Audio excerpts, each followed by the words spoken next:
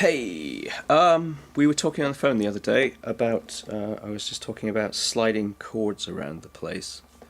Here's your C chord, just to show you how that's done. There's your C chord.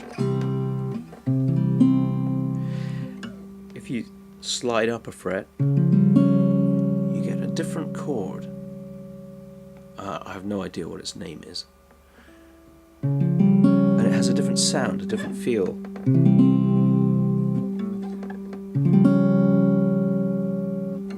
Slide up another fret, you get a chord that sounds quite nice, whereas this one sounds it's a bit spooky. This one's not too bad.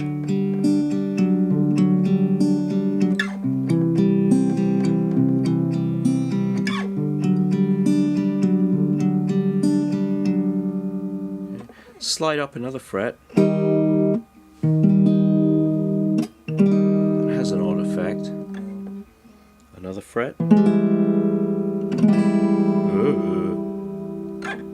One more.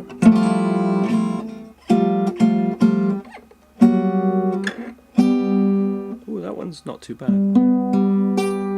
That's because I happen to know that most of the notes in that are G, part of the G chord, and that unfretted string is also part of the G chord. So that's a variation on a G played up there using, whoops, sorry, let's try that again. Okay, that's that C shape. I've moved it all the way up and I've got to here. I happen to know that those are notes of a G chord, but using a C shape. Remember, down here we learned a G chord like that. But up here, if I put a bar there and do that same C shape, I get a D. G, sorry. Just as down here,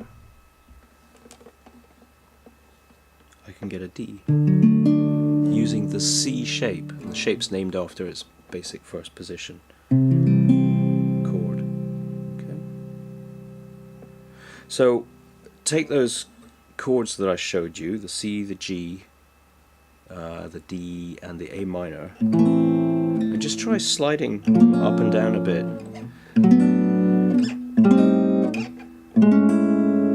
And notice the effects you get.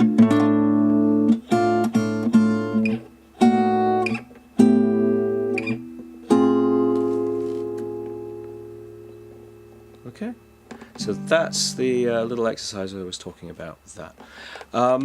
As for making chords easier, if you find these shapes a bit of a stretch to start with, I find that very easy to fret because I've been doing this for a long time, so it just comes naturally to me. But when you're in a beginner's position, that spread of your fingers can feel really awkward. You can make learning these shapes easier if you put the capo on, say the 5th fret.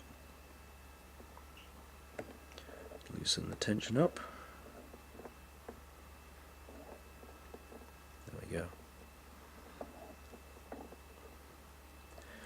And you practice the shapes here. Because the frets are closer together, it's not such a stretch for your hand. Okay, so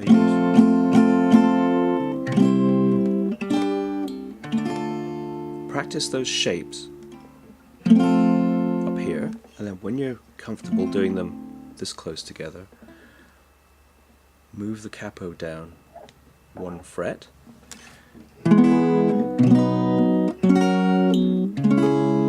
practice them again, and when you're comfortable there with that kind of spread of the frets, you move it down again and again until eventually you feel comfortable playing them here.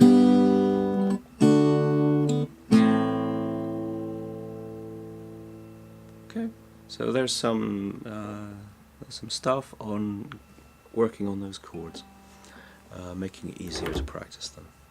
Okay, that'll do for now.